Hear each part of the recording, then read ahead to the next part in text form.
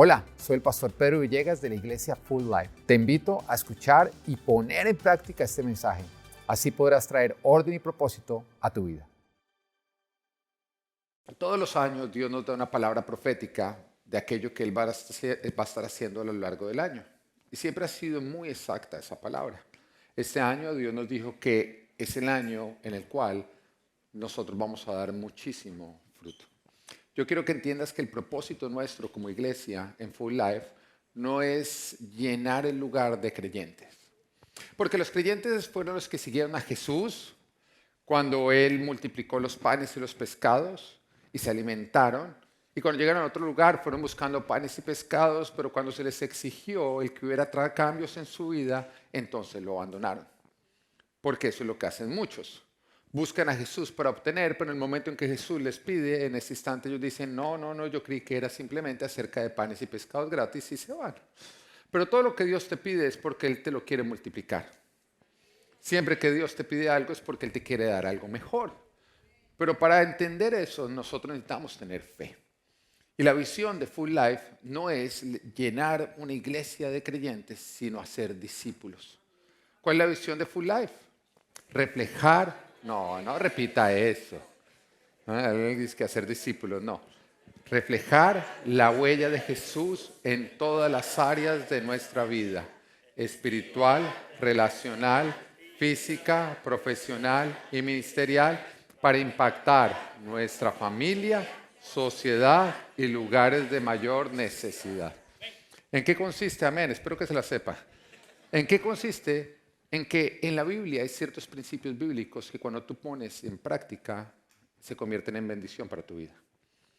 Jesús quiere que tú seas bendecido, pero si tú no aplicas esos principios bíblicos, tú no vas a obtener esa bendición. Toda área de tu vida donde tú no estás viendo bendición, tú debes examinarte para ver cuáles son los principios bíblicos que tú estás dejando de aplicar, porque esa es la razón por la cual no estás viendo la bendición. Cuando aplicamos los principios bíblicos, mira, hay gente que ni siquiera es creyente, pero aplica los principios bíblicos. ¿Por qué? No sé por qué los aplican y entonces logran ver la bendición en sus vidas. Imagínate el creyente que tenemos la bendición de Dios sobre nosotros. Entonces consiste en aplicar esos principios bíblicos y Dios quiere que nosotros demos mucho fruto. Ahora, como te lo decía, la palabra que Dios nos da siempre es supremamente exacta. La semana pasada, justamente a causa de nuestro ayuno, tuvimos 3 noches con el Espíritu Santo de Dios y tuvimos 2 invitados y el pastor de casa la tercera noche. Y la primera, amén. Tan lindos, casi lloro. Entonces, la primera noche tuvimos al profeta Ronnie Oliveira. Y qué hombre de Dios, la verdad es que la forma en que Dios lo usa para decir palabras proféticas es impresionante. Ahora, yo no había hablado con él, yo no le había dicho a él cuál es la palabra que Dios nos había dado para este año, no, nunca nada. De hecho, cuando lo vi, justamente decidí no decirle nada para que de esa manera entender que todo lo que Dios hablara con él fuera una confirmación de lo que Dios nos ha dicho. Y quiero que veas este video si tú no fuiste parte o no estuviste acá con nosotros. Recuerdo que la profecía número 1 es la Biblia Sagrada. La profecía máster es la Biblia Sagrada. Pero por ahí Dios nos da alguna palabra. Y por alguna palabra que Dios nos da, entregamos a la hora que Dios quiere, cuando Dios quiere. No sé si me explico. Y esa noche Dios me dijo, quiero que hables a la iglesia de Miami que este será un año y una temporada de mucho fruto. Lo que Dios hará en esta iglesia, en esta ciudad, será mucho, pero mucho. Dios está desatando para ese ministerio una temporada, una estación de mucho fruto. Guarde eso en su corazón.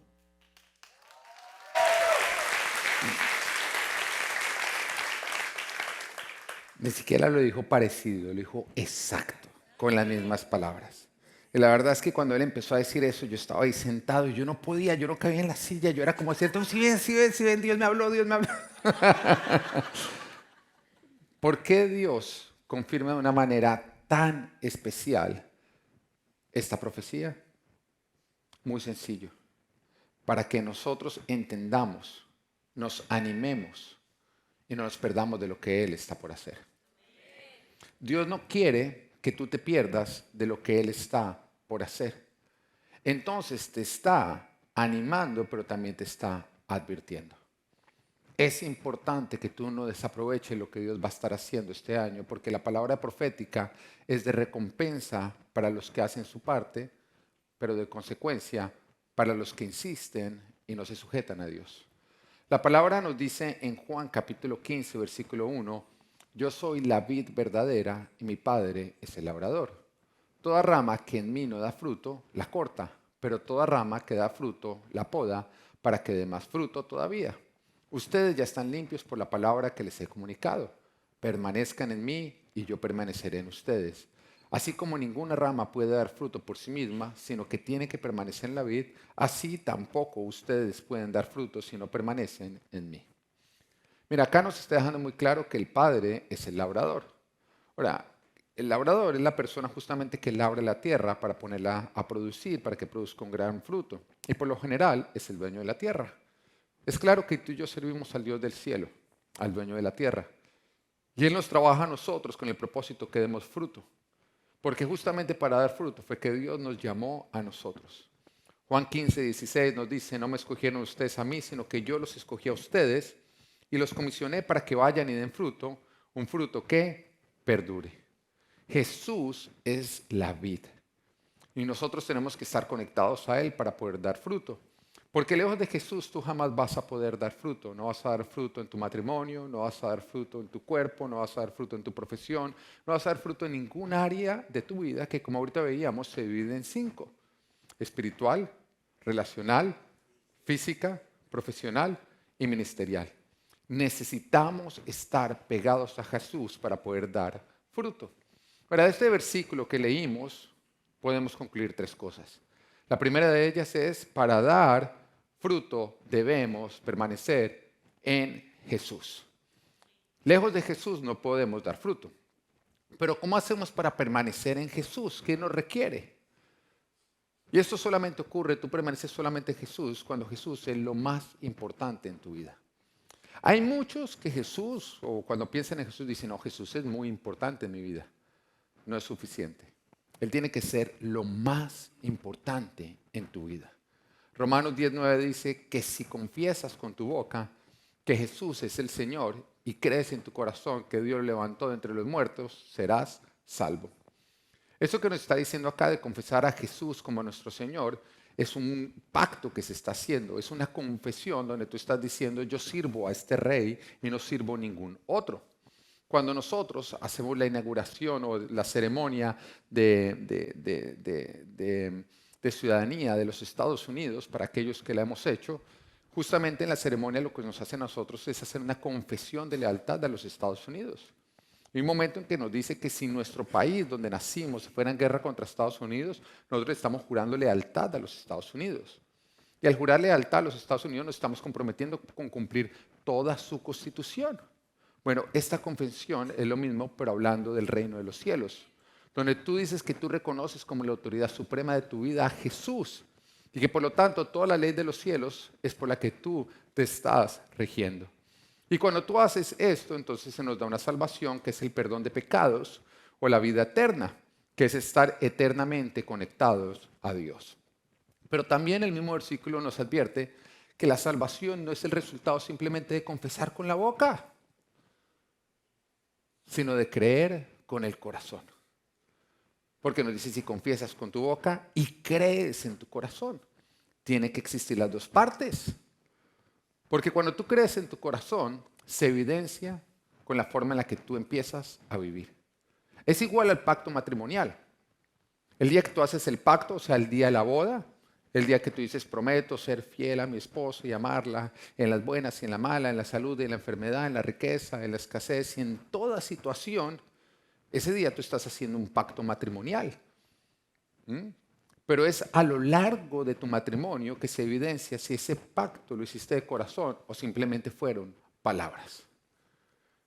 Y la razón por la cual hay tanto divorcio en este mundo es porque la gente no hace el pacto matrimonial desde el corazón, sino lo hacen simplemente con la boca. Ni saben lo que están repitiendo.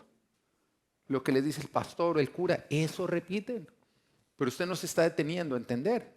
Y después se termina divorciando justamente por todas las razones que usted dijo que usted iba a superar con lealtad y fidelidad.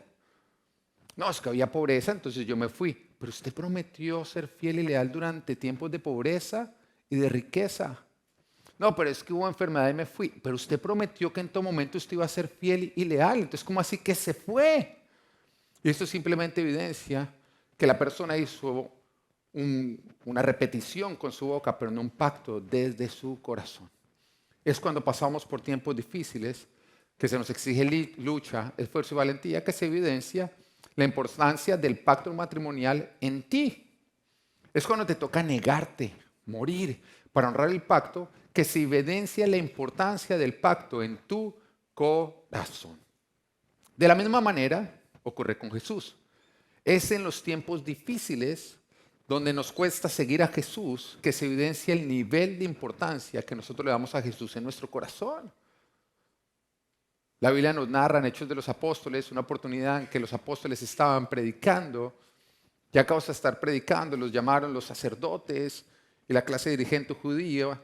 Y después de golpearlos, de azotarlos, les prohibieron seguir predicando y los soltaron.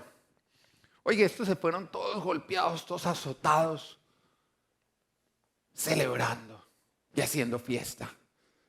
Y me parece un poquito como raro, ¿no? Porque imagínese, usted viene acá a la iglesia y por venir a la iglesia lo cogen latigazo.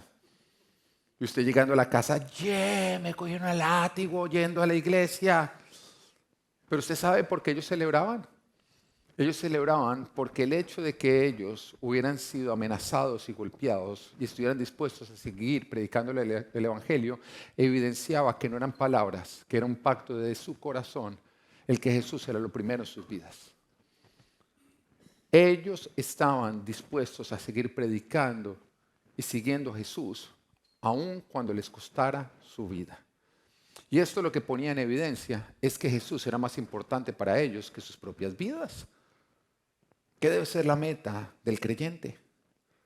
Que Jesús no sea simplemente importante para ti, sea lo más importante.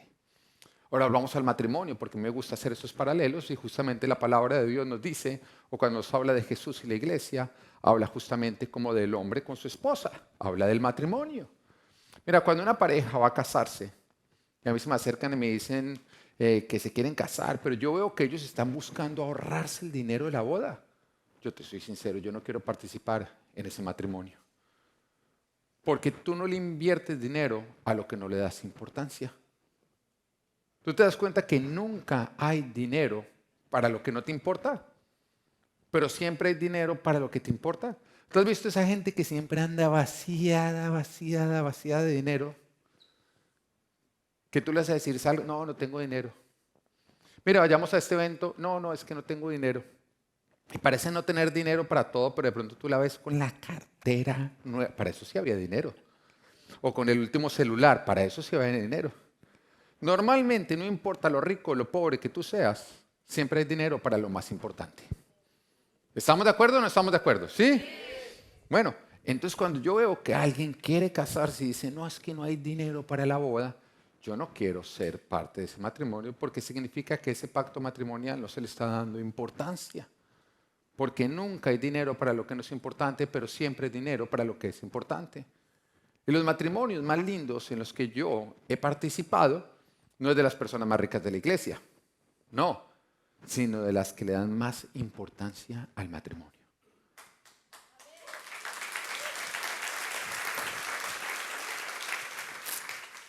Yo sé que aplaudió una mujer que le está diciendo al novio, que le está pidiendo una boda bien cara y dijo, Dios habló. No me lo reveló ni carne, ni hueso, ni carne. Mira, ahí está diciendo. Le salió cara la prédica de hoy, pero bueno. Sí, porque el hombre es, McDonald's, y más bien le invertimos a la luna de miel. Eso es a lo que usted más importancia le da, ¿sí ve? La mujer ni está pensando en la noche de bodas, el hombre, noche de bodas, noche de bodas. No, hermano, piensa en las dos.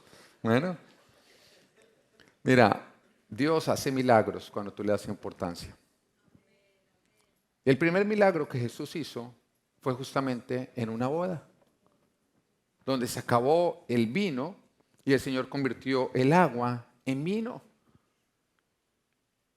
Pero la pregunta es, ¿por qué se acabó el vino? La Biblia no lo dice. ¿Mm?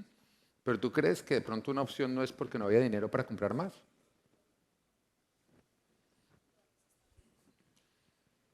Pero Jesús nos muestra a través de esto que si tú le das importancia a algo, Él no va a permitir jamás que una limitación física, natural, espiritual, de lo que sea, impida que ocurra que tu matrimonio salga adelante. Mira, Jesús dice que para aquel que le da importancia a su matrimonio, Él nunca dejará que ningún tipo de limitación pueda frenarlo. Que contamos con lo sobrenatural de Él si le damos la debida importancia. Y de pronto tu matrimonio está pasando por tiempos difíciles, pero hoy Dios te dice que si tú le das la debida importancia, Él va a salvar tu matrimonio y contarás con sus milagros. Ahora, volviendo a Jesús, lo mismo debe ocurrir para permanecer en Jesús. Que es lo mismo, le tenemos que dar la debida importancia a Jesús y lo tenemos que hacer lo primero en nuestra vida. Y esto no se evidencia por lo que tú le das a Jesús, esto se evidencia por lo que tú le niegas a Jesús. A lo que me refiero es que la importancia que Jesús ocupa en tu corazón no se evidencia por lo que tú le das, sino por lo que tú le niegas. Porque hay cosas que tú le niegas a Jesús, pero se las das a otras cosas. Y eso muestra que Jesús no es lo primero. Cuando tú dices, no, Jesús es lo más importante en mi vida, pero es el servicio por internet, porque es que es domingo, amanecí con pereza, fue una semana muy difícil. A eso sí, pero usted lo invitan al estadio a ver el partido y ahí sí ya no hay pereza. ¿Mm? Ahí sí sale corriendo para... Lo llaman sus amigos y se acabó la pereza. ¿Mm? La tía Magola hace sancocho y allá está ahí para eso si no hay pereza. Y todo eso simplemente evidencia que hay cosas más importantes para ti que cumplirle a Dios. Y por lo tanto, es más importante para ti esas cosas que Dios mismo.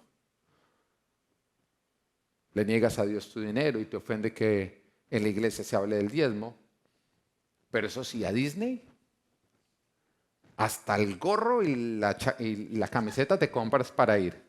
Sí, el de las orejas. Y toda la familia eche para allá. ¿Mm? Pagas una millonada por hacer filas, porque es más el tiempo que pasas en una fila que disfrutando. Pero ahí sí no alegas. No, ahí sí no, es que esto lo vale. Y eso simplemente evidencia que de pronto Disney es más importante para ti. O de pronto tu hobby. Porque entonces no te parece que es mucho dinero cuando es invertir en la nueva bicicleta o en aquello que te gusta mucho. Es por lo que tú le niegas a Jesús que se evidencia el lugar que tú le has dado a Jesús en tu corazón. Porque si Jesús fuera lo más importante en tu corazón, tú le darías a Jesús lo que le niegas a lo demás y no al revés. Y ahí vemos justamente la explicación de la mujer que toma este perfume tan costoso y lo derrama sobre Jesús. Porque eso nos habla que era un perfume cuyo valor era el de un año de salario. O sea, ¿quieres saber cuánto sería el día de hoy? ¿Cuánto te ganas tú en un año? Ese es el valor del perfume. Ahora, esta mujer tenía ese perfume y no había encontrado ningún acontecimiento, ninguna fiesta, nada que fuera tan valioso como para ella untarse del perfume. Porque nos pasa, a veces tenemos cosas en casa que estamos esperando el momento perfecto. Y nunca llega, porque siempre que llega algo, tú dices, no, va a venir algo mejor, va a venir algo mejor, va a venir algo mejor. Bueno, y eso era ese perfume para esa mujer. Esa mujer había ahorrado durante mucho tiempo para poder tener ese perfume que ella deseaba. Y se lo negaba a sí misma para cualquier acontecimiento. Pero cuando vio a Jesús, ella cogió y dijo, lo que me he negado yo y le he negado a todo lo demás, no se lo voy a negar a él. Entonces toma el frasco y nos dice que lo rompe y lo derrama en Jesús. ¿Por qué lo rompe? Para asegurarse de que no quedara nada. Ella dijo, todo se lo voy a derramar a Jesús. Y esa es la verdadera adoración. Cuando se evidencia que lo más importante en tu vida es Jesús. Nos cuenta la Biblia también una oportunidad en que Jesús estaba en el templo, sentado al lado donde las personas venían a entregar sus ofrendas. Y él veía como los ricos venían y echaban grandes cantidades. Cuando de pronto vino una viuda y echó una moneda de poco valor. Pero en ese momento Jesús lo frenó a todo el mundo y dijo, miren, esta mujer ha dado más que el resto. Bueno, en ese momento los que creían que sabían matemáticas dijeron, Jesús, estás equivocado, esa moneda que ella dio es de muy poco valor. En cambio, las grandes cantidades que han dado ellos, Jesús, acá sí te equivocaste. Pero Jesús dijo, no, ellos dieron de lo que les sobraba, pero ella de su sustento lo entregó todo. En otras palabras, Jesús no estaba viendo lo que estaban entregando, sino con lo que se estaban quedando. Porque es lo que tú le niegas a Jesús, lo que evidencia el lugar que tú le has dado a Jesús en tu corazón. Vemos otra historia de un hombre rico que se acerca a Jesús, un joven, y le empieza a decir, ¿cómo hago para heredar el reino de los cielos? Ese joven lo que quería era simplemente echarse flores a sí mismo porque se las daba muy bien comportado. Entonces Jesús le empieza a decir todos los mandamientos, tú ya sabes que tienes que hacer esto, y él todo cogió, sacó pecho y dijo, todo eso lo he cumplido. Pero Jesús en ese momento lo miró y le dijo, te falta una cosa. Toma todo lo que tienes, véndelo, entrégalo a los pobres y ven y me sigues. Y nos dice que en ese momento ese joven se entristeció mucho porque tenía muchas riquezas, se dio media vuelta y se fue. Jesús simplemente estaba poniendo en evidencia de que a pesar de que él era muy bien comportado, él no amaba a Dios por encima de todo lo demás, amaba más su riqueza. Porque el lugar que tú le has dado a Jesús en tu corazón no se evidencia por lo que tú le das, sino por lo que tú le niegas, que es aquello que le estás negando a Jesús, pero que se lo das a todo lo demás. Porque si Jesús es lo primero en tu vida, no importa lo que Él te pida, tú no lo vas a dudar, tú se lo vas a entregar. Ahora, el problema no es lo que tú quieres, el problema es lo que tú más quieres.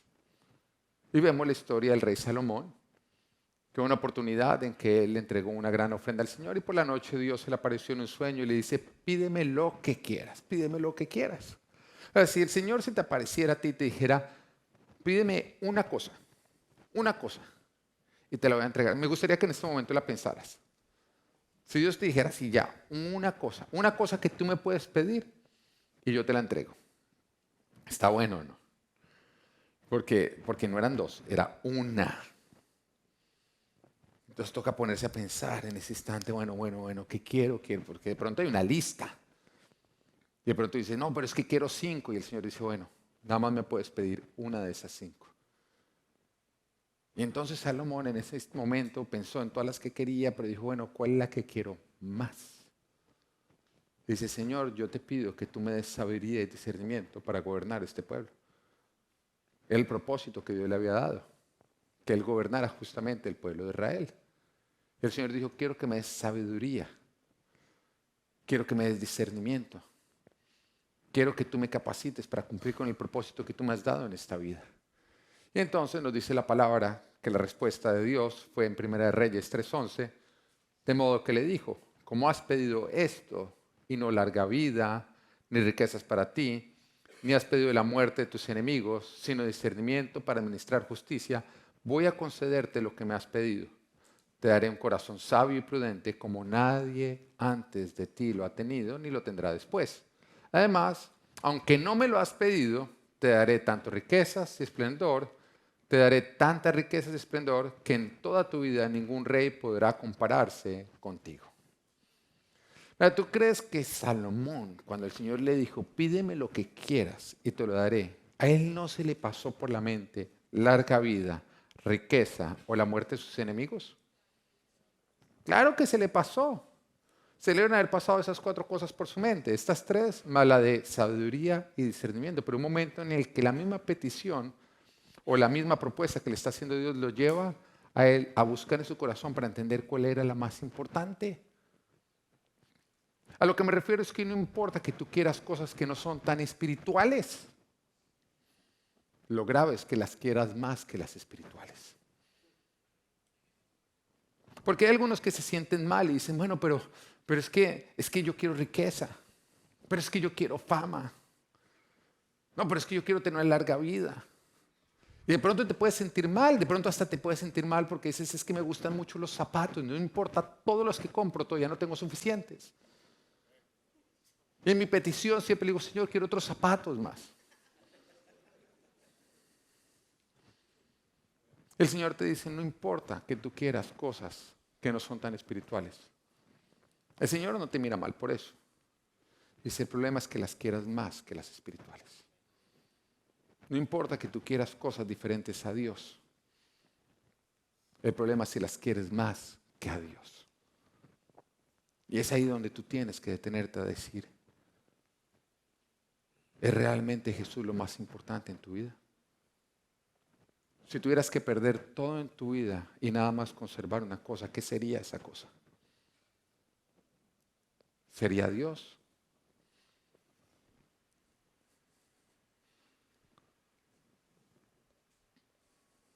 No está mal que quieras lo que no es tan espiritual. Lo que está mal es que lo quieras más que lo espiritual. Quien permanece en Jesús, quiere a Jesús por encima de todo lo demás. Y eso se evidencia es por lo que tú le niegas a Jesús, pero le das a las demás cosas. Punto número 2. También de este versículo podemos entender que cuando permaneces en Jesús debes ser podado para que puedas dar mucho fruto. ¿Ah? Dígale al de al lado, usted necesita ser podado. Porque no nos gusta ser podados, ¿no? Porque es que la poda significa tijera. Significa que aquello que te ha tomado tiempo crecer, se acorta. Es como que en vez de ver un avance, ves un retroceso. Y tú dices, ¿por qué? ¿Por qué ocurre esto? ¿Por qué este dolor? ¿Por qué tengo que pasar por esta situación? Juan 15, versículo 2 dice, pero toda rama que da fruto la poda para que dé más fruto toda vida. Mira, lo primero que tú tienes que entender es que Jesús jamás prometió que si tú estabas con Él todo iba a ser perfecto. Que tú ibas a ser libre de problemas, que no ibas a tener que pasar por situaciones duras, que no te enfermarías, que no perderías tu trabajo, que no pasarías por dificultades. No, de hecho prometió que tendrías que pasar por todo esto porque dijo en esta vida tendrán aflicciones. Ahora, sí hubo algo que Jesús prometió en Romanos 8:28 que dice, ahora bien, sabemos que Dios dispone todas las cosas para el bien de quienes lo aman. Y los que lo aman son los que permanecen en Él. Que cuando tú permaneces en Jesús, aún lo que parece malo, Dios lo va a usar para tu bien. Y justamente en eso consiste la poda. La poda es algo que de pronto tú sientes como malo, pero que va a producir algo muy bueno en ti. Y tiene el propósito de llevarte a dar muchísimo fruto. Mira, todo árbol frutal debe podarse por motivos de salud del árbol, pero también para la producción de las frutas. Porque la poda aumenta el vigor de la rama. Recuerda, Jesús es la vid, tú eres la rama. Eso quiere decir que la poda aumenta tu vigor. Te da más fuerza y te da más energía. Y también la misma poda permite que la savia del árbol sea mejor distribuida en todas las diferentes ramas. Ahora, cuando se poda un árbol, el instinto de supervivencia del árbol en ese momento sale a flote. Eso quiere decir que saca lo mejor del árbol, haciendo que florezca en gran cantidad, favoreciendo así su producción. La poda saca lo mejor de nosotros. Si tú no pasas por poda, no va a salir lo mejor que hay en ti. Cuando yo pienso por las podas que yo he tenido que pasar, como por ejemplo cuando pasamos con mi esposa por 7, 8 años de infertilidad, uno dice, ¿por qué? Y Dios dice, no es por qué, es para qué. Tenías que pasar por esa poda para de esa manera sacar lo mejor de ti. Porque quería que dieras un fruto más grande. Porque si no hubieras pasado por eso tan doloroso, entonces no hubieras podido florecer en cosas que yo quería que tú florecieras. Mira, Dios te permite vivir situaciones difíciles para desarrollar en ti una capacidad de dar muchísimo fruto. Hace varios años atrás, cuando estaba yo trabajando en el campo secular, en la empresa donde estaba me pusieron a gerenciar una línea, un producto.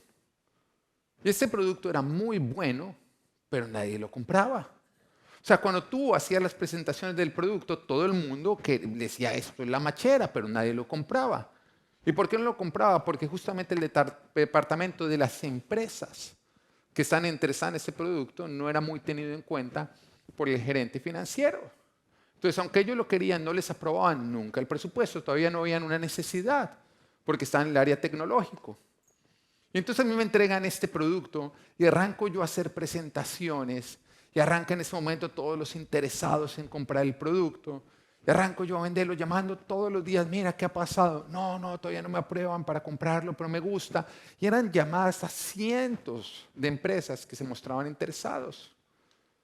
Y no lograba vender este producto. Y cuando tú llegas a trabajar, pasando los días, sabiendo que tienes que hacer un trabajo, pero que no vas a obtener fruto, ¿cómo es eso de molesto? ¿Cómo es de difícil tú tenerte que presentar a trabajar sabiendo que vas a hacer un esfuerzo que no va a obtener ningún tipo de recompensa? Y Dios me tuvo 1 año y medio en ese trabajo. 1 año y medio tengo que levantar todos los días desde por la mañana a cumplir con mis funciones sabiendo que ese día no iba a obtener resultado. Y cada tanto me llegaba mi jefe a preguntarme cómo van las llamadas y yo le tenía que mostrar las llamadas. Y él simplemente decía, sigue le dando. Y contrataban personas para que me ayudaran en la línea y las personas no duraban ni siquiera un mes. La gente después de que veía eso, que decía, perdón, yo tengo que abandonar, esto jamás se va a vender, y se iban. Y yo me quedaba en el lugar y yo le peleaba a Dios. Porque yo le decía, tú puedes hacer que este producto se venda en gran cantidad. Y yo vengo siendo fiel. Y tu palabra dice que quien es fiel en lo poco, tú lo pones en lo mucho. Y 1 año y medio le estuve peleando a Dios. Pasado este tiempo me llama mi jefe a su oficina y me dice, mira, tengo que hacer una evaluación de ti como empleado. Así que te voy a decir las diferentes áreas en las cuales te estoy evaluando. Tú me vas a decir la calificación que tú te darías, yo te voy a decir la que te di y vamos a discutir entre los dos. Me pareció una buena estrategia, así que arrancamos. Entonces me dice, bueno, trabajo en equipo. Y yo le dije, bueno, yo creo que un 7, me hace falta mejorar. Él dice, sí, te puse 7.5 porque creo que puedes mejorar en ese área. Y entonces de pronto me llega a otra área, así a calificarme todos los diferentes aspectos. Cuando de pronto llega al último y me dice, perseverancia. Ahora, cuando me dice perseverancia, normalmente cuando uno se va a autocalificar, una estrategia que uno le enseñan es no piense en usted hoy, sino más bien véase varios años atrás. ¿Por qué? Porque usted es más consciente de los defectos que tenía en el pasado que los que tiene en el presente. Uno es muy ciego con los defectos presentes. Así que yo pensé en el pasado y me di cuenta, yo dije, wow, yo siempre he sido poco perseverante. Cuando las cosas se han puesto difíciles, yo siempre era el que cambiaba el camino o el destino. Abandoné varias cosas por la dificultad. Me empecé a dar cuenta de eso, pero de pronto me volví al presente y me di cuenta que era una persona disciplinada con el ejercicio, que nunca faltaba al gimnasio, que todo lo que proponía lo sacaba adelante independiente de las dificultades, y vi un cambio. Y en ese momento medio dudoso le dije a mi jefe, mira, yo no era perseverante, pero creo que ahora soy perseverante. Y él llega y me dice, usted es la persona más perseverante que yo he conocido. Le puse 10 sobre 10. En ese instante yo entendí la razón de la poda. Dios quería desarrollar en mí una perseverancia que sería necesaria para el fruto que hoy en día estoy viendo.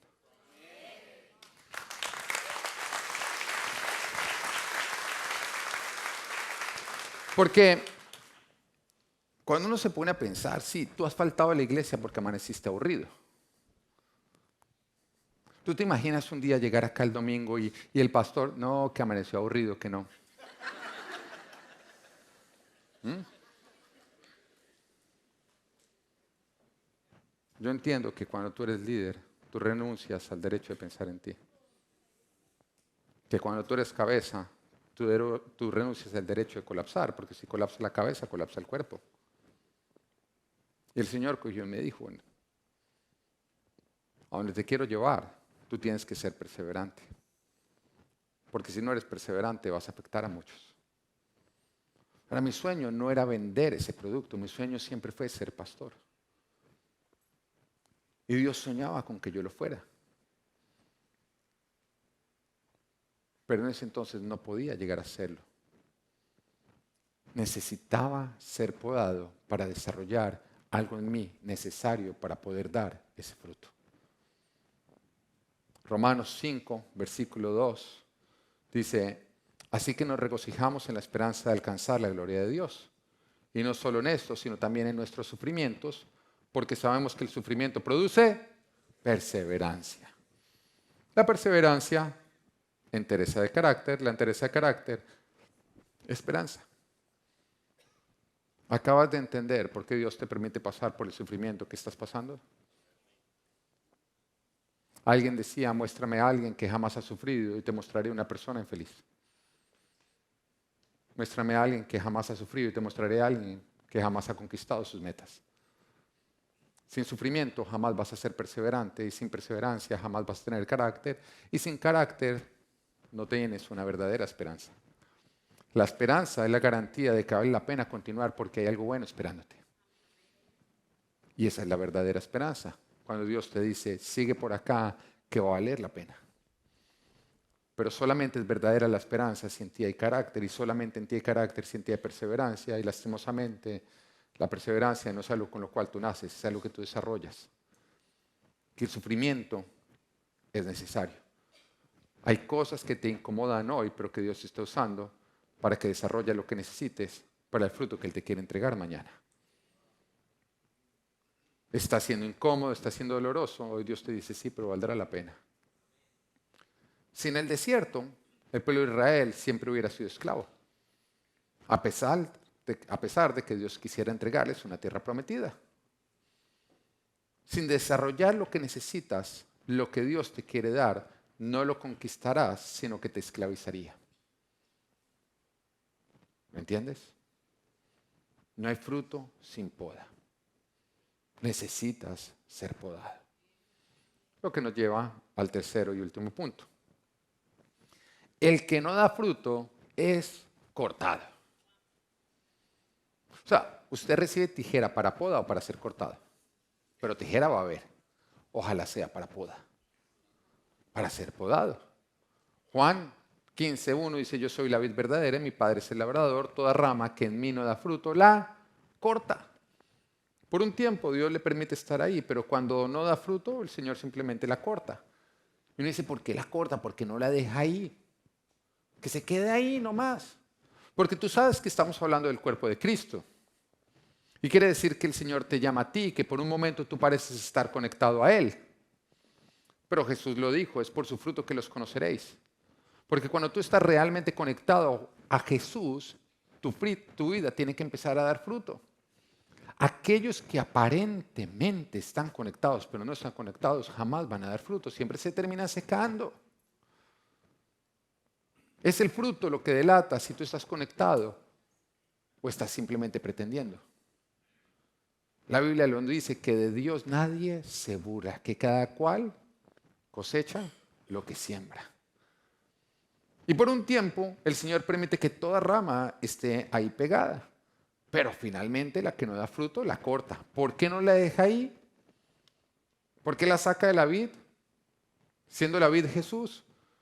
Porque una rama que está seca, o sea, que no se alimenta de la vid, y por eso se secó, que oye la palabra pero no la practica, que conoce a Jesús pero no lo hace lo primero en su vida, afecta a todo el árbol. Una rama seca afecta a todo el árbol.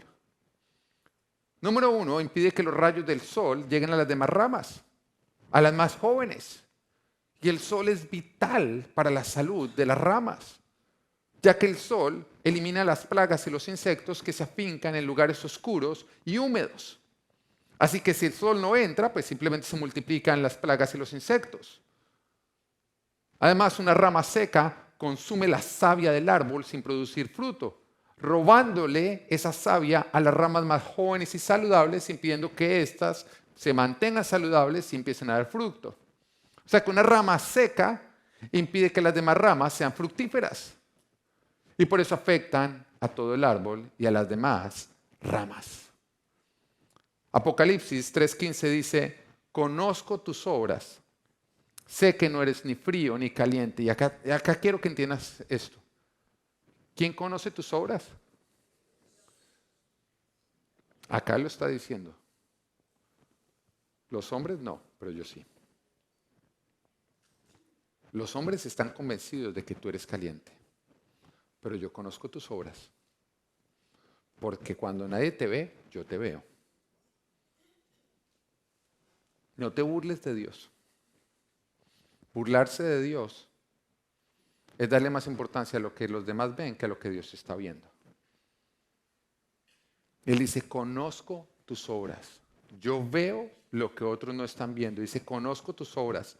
Sé que no eres ni frío ni caliente. Ojalá fueras lo uno o lo otro.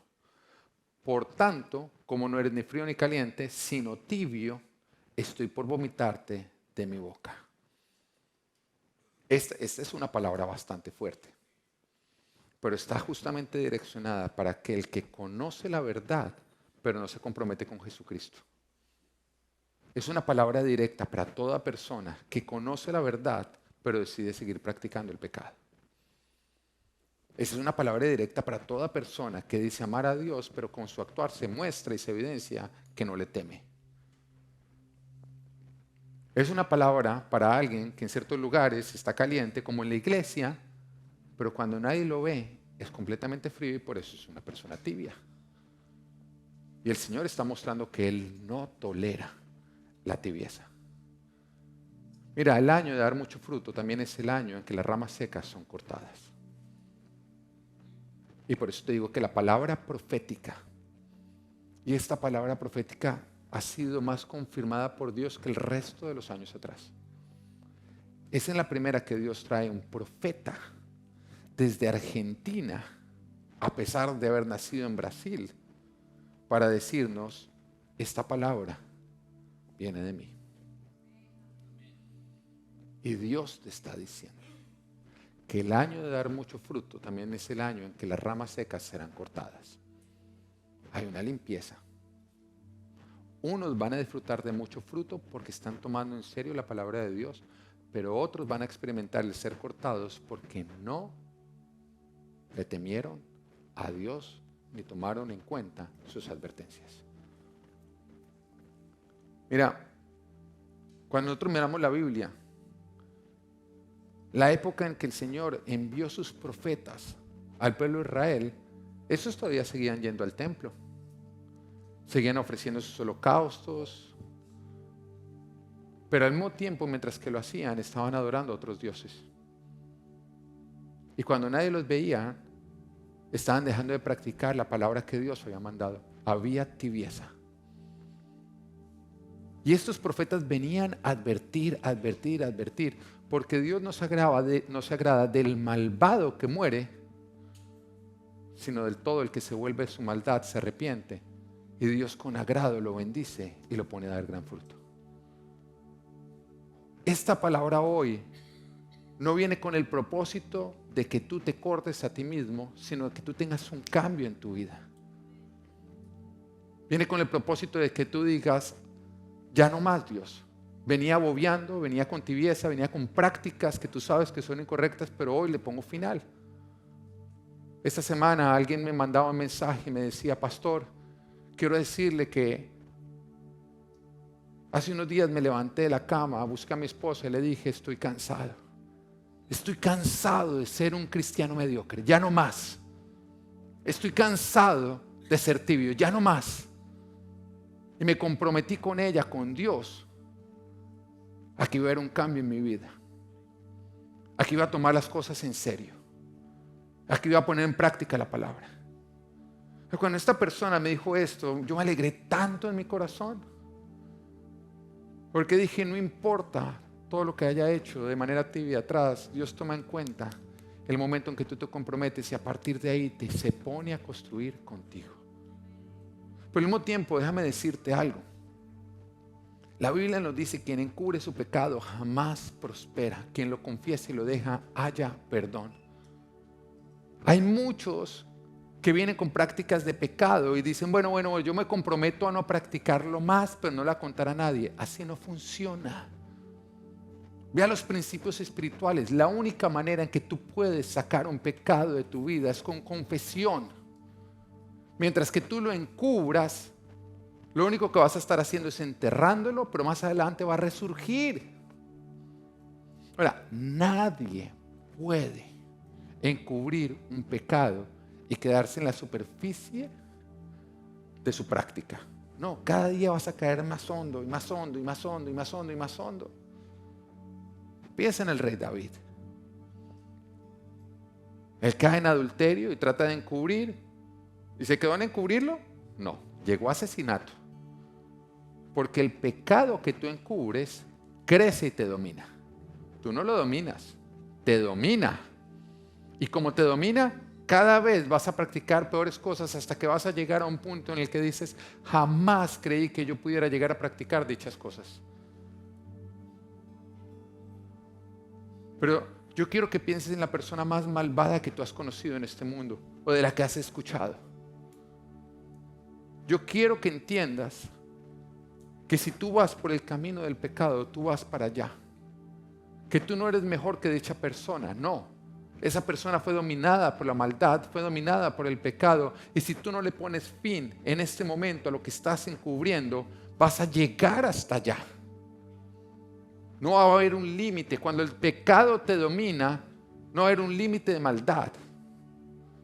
Tú vas a empezar a practicar más y más y más. Entonces tú podrías, bueno, pero ¿cómo hago para salir? Porque es como estar atrapado, ser esclavo de algo. Sí, es ser esclavo de algo, es ser atrapado por algo, se llama pecado. La única manera de ser liberado de las garras del pecado para que no te domine se llama confesión. Y tú podrías, no, pero ¿cómo voy a confesar? Si al hacerlo tendré que vivir las consecuencias. Sí, pero no las vivirás solo, las vivirás con Dios. Porque hay promesas de bendición para el que se arrepiente de su pecado. El que confiesa su pecado decide vivir las consecuencias de la mano de Dios. Quien encubre su pecado decide continuar en su pecado sin Dios. El arrepentimiento es el momento en el que tú decides soltar la mano a Satanás para tomársela a Dios. Y aunque vengan consecuencias, podrás ver a Dios en medio de las consecuencias para darte de su misericordia y de su gracia.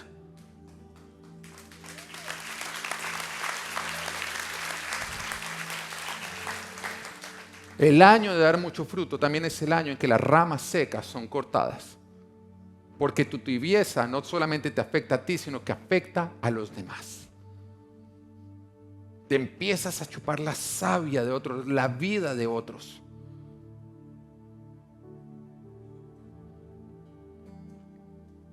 Mira, un cristiano que da mucho fruto atrae personas a Jesús. Pero un cristiano que no da fruto aleja a las personas de Jesús. De hecho, lo que más aleja el que las personas vengan a la iglesia son los cristianos antitestimonio. ¿O no? No, es que tengo un compañero que supuestamente es cristiano y ese es vago, ese es lo peor, ese es mentiroso, ese es... ¿sí? No, es que tengo un tío que supuestamente es cristiano, ese ni trabaja, ese es un vago. La razón número uno por la cual las personas no quieren la iglesia es por los cristianos antitestimonio.